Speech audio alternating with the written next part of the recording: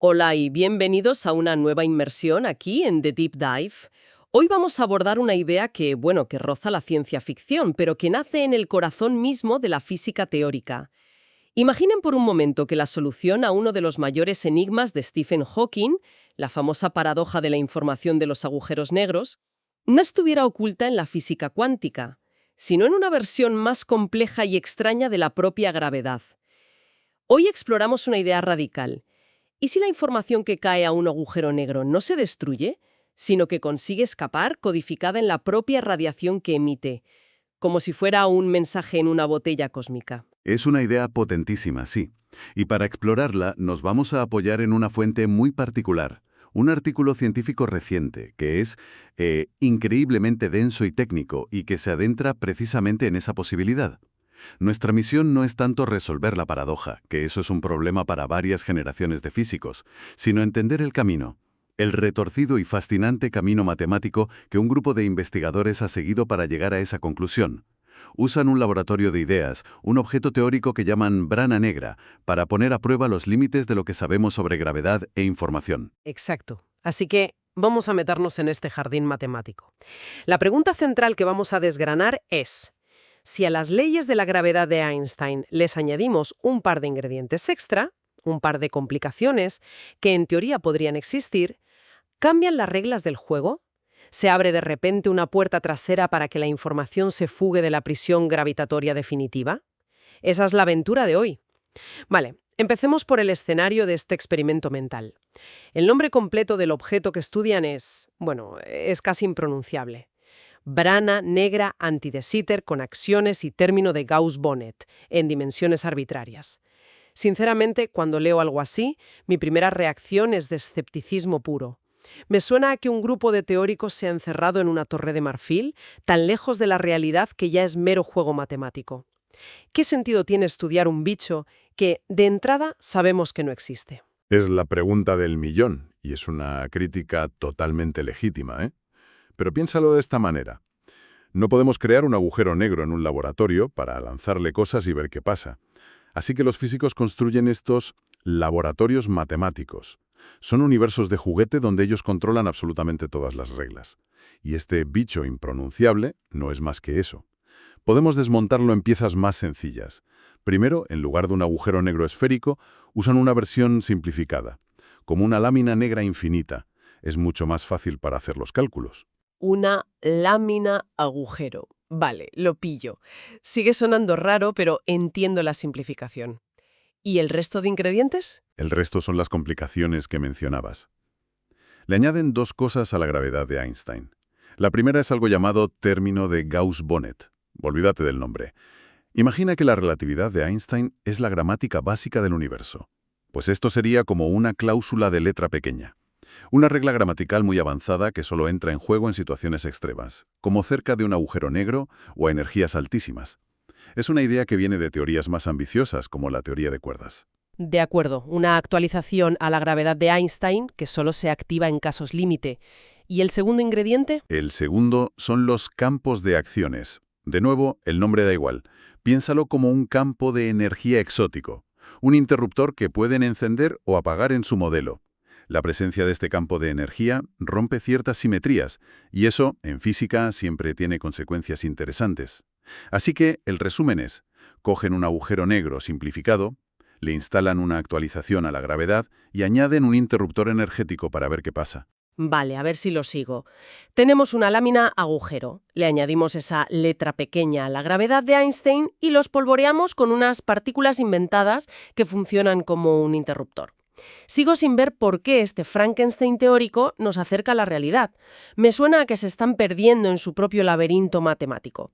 Si las reglas de tu laboratorio son de fantasía, no te arriesgas a encontrar una solución de fantasía que no sirva para nada en los agujeros negros de verdad. Totalmente. Ese riesgo es el pan de cada día en la física teórica. Pero aquí es donde entra la intriga, el pequeño misterio que este artículo quiere resolver.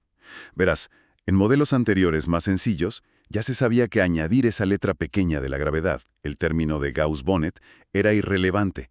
No cambiaba la temperatura del agujero negro, que es lo que mide la radiación de Hawking. Era como añadir una floritura decorativa a una ecuación que no afectaba el resultado final. O sea que era un añadido inútil. Exacto. Pero entonces, un estudio anterior sugirió algo muy curioso. Sugirió que si encendías al interruptor de los axiones, esa floritura decorativa de repente cobraba vida. La combinación de la letra pequeña de la gravedad y el campo de energía exótico sí parecía cambiar la temperatura. Era como si los axiones activaran la cláusula de la letra pequeña, dándole un papel protagonista que no tenía. El enigma que este artículo se propone confirmar, usando métodos mucho más robustos, es si esa interacción es real o fue un espejismo matemático. Quieren asegurarse de que el interruptor funciona de verdad. Vale, ahora veo la intriga que persiguen. Es un puzzle dentro de su propio universo de juguete. Pero, para ver si la temperatura cambia, algo tiene que salir de ahí dentro. Nos han enseñado que nada escapa a un agujero negro. El artículo habla del efecto túnel cuántico, que siempre me ha sonado a truco de magia sacado de la manga. ¿Cómo funciona realmente ese escape? La analogía del túnel es sorprendentemente buena. En nuestro mundo, si una pelota está en un hoyo, necesita un empujón con suficiente energía para subir la cuesta y salir. Si no, se queda ahí. Pero en el mundo cuántico, las reglas son probabilísticas y extrañas. Una partícula atrapada dentro del pozo gravitatorio del agujero negro no tiene energía para escalar la pared del horizonte de sucesos, pero la mecánica cuántica le permite hacer trampas. Existe una probabilidad minúscula, pero no cero, de que simplemente ignore la pared y aparezca al otro lado. No la escala, no la rompe, la atraviesa.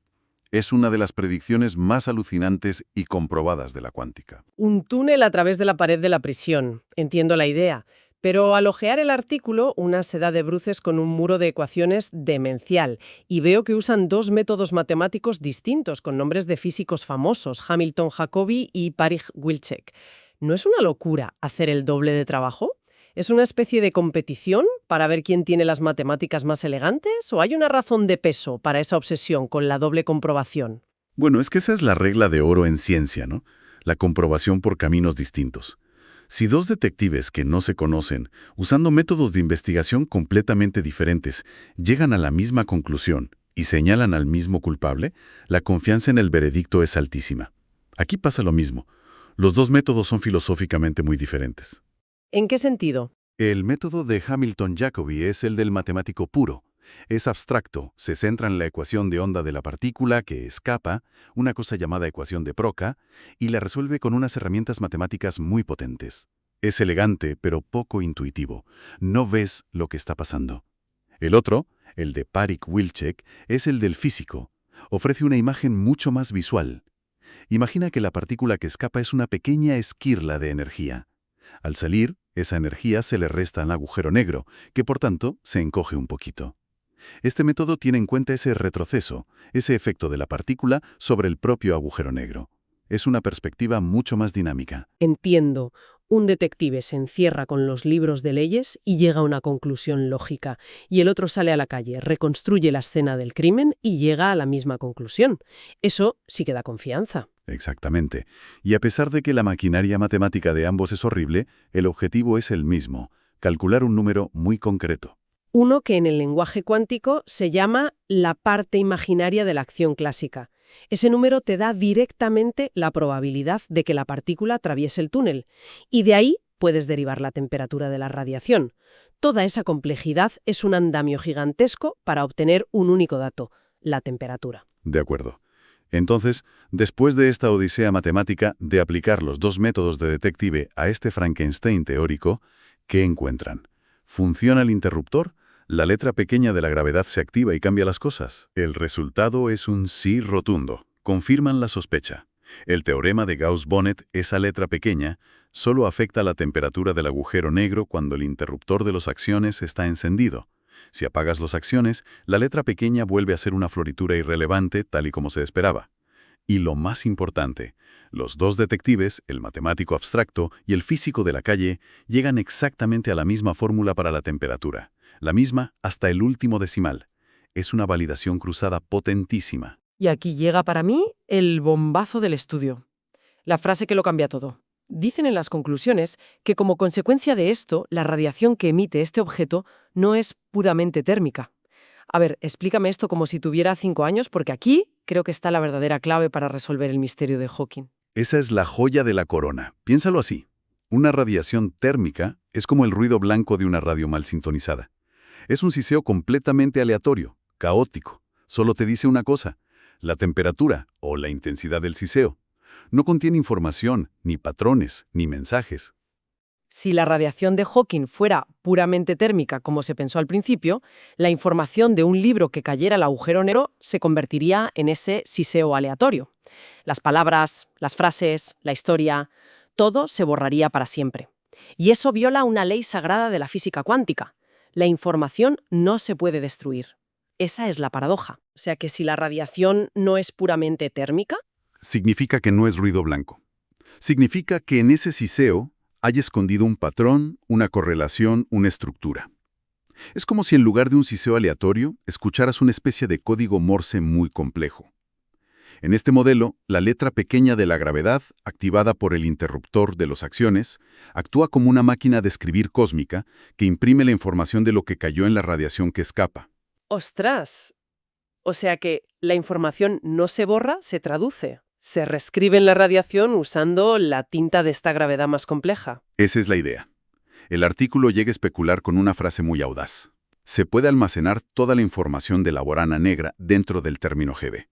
Nos hemos metido en un artículo muy denso, que construye un universo de juguete con un agujero negro simplificado. Le han añadido dos ingredientes que no están en la relatividad clásica: una letra pequeña para la gravedad y un interruptor energético. Y hemos visto que, al analizar cómo escapan las partículas de allí, confirman que la combinación de estos dos ingredientes cambia la temperatura. Pero lo más emocionante es la implicación. Ese cambio no es anecdótico. Es el posible mecanismo por el cual la información se codifica en la radiación saliente. Es una pequeña ventana que se abre hacia una posible solución de la gran paradoja de la información. Que, y creo que es importante insistir en esto, sigue sonando a ciencia ficción. Estamos hablando de un modelo de juguete muy elegante, una demostración de virtuosismo matemático, pero que sigue estando, en principio, muy lejos de los agujeros negros que observamos con nuestros telescopios. Es una puntualización necesaria, y estoy de acuerdo. Pero así es como avanza la física en la frontera. Recuerdo en la universidad que un profesor describía la paradoja de la información como el lugar donde la física se rompe, donde nuestras dos mejores teorías se dan de bofetadas. Este tipo de artículos, por extraños que parezcan, son intentos de pegar esas piezas rotas. Y de hecho, el propio artículo intenta tender un puente al final. ¿Ah, sí? ¿Cómo? Mencionan que en el futuro, los datos de ondas gravitacionales de observatorios como LIGO, que captan las vibraciones de colisiones de agujeros negros reales, podrían buscar estas características exóticas. Buscan lo que se conoce como el pelo de los agujeros negros. La teoría de Einstein dice que los agujeros negros son calvos, perfectamente simples. Teorías como esta sugieren que podrían tener pelos, pequeñas desviaciones de la perfección causadas por esta letra pequeña de la gravedad. Encontrar ese pelo sería una revolución. Entonces, el mensaje final es que, aunque el trabajo es muy abstracto, es parte de un esfuerzo gigantesco por unificar nuestras ideas sobre el cosmos, por reconciliar la relatividad y la cuántica. Exactamente. Este estudio es un ejemplo brillante de cómo se ataca una de las mayores paradojas de la física desde ángulos increíblemente creativos. Nos susurra al oído que quizás nuestra comprensión de la gravedad es incompleta y que la solución a estos misterios no está en una idea simple, sino en la complejidad oculta en la propia estructura del espacio-tiempo. Pues para terminar, dejemos a quien nos escucha con una idea para darle vueltas. El artículo sugiere que la información no se destruye, sino que el universo la recodifica en el tejido del espacio-tiempo, para luego liberarla. Si esto fuera cierto, si la información es tan indestructible como la energía, ¿qué nos dice eso sobre la naturaleza de la realidad? ¿Significa que la información es una ley fundamental al mismo nivel que la conservación de la energía? ¿Es el universo, en el fondo, un gigantesco procesador de información? Esa pregunta lo cambia todo. El problema deja de ser la pérdida de información para convertirse en la transformación de la información. Y ese simple cambio de perspectiva abre un abanico de posibilidades filosóficas y físicas que es absolutamente vertiginoso. Es una idea preciosa. Con esa idea nos despedimos. Gracias por habernos acompañado en esta inmersión tan profunda.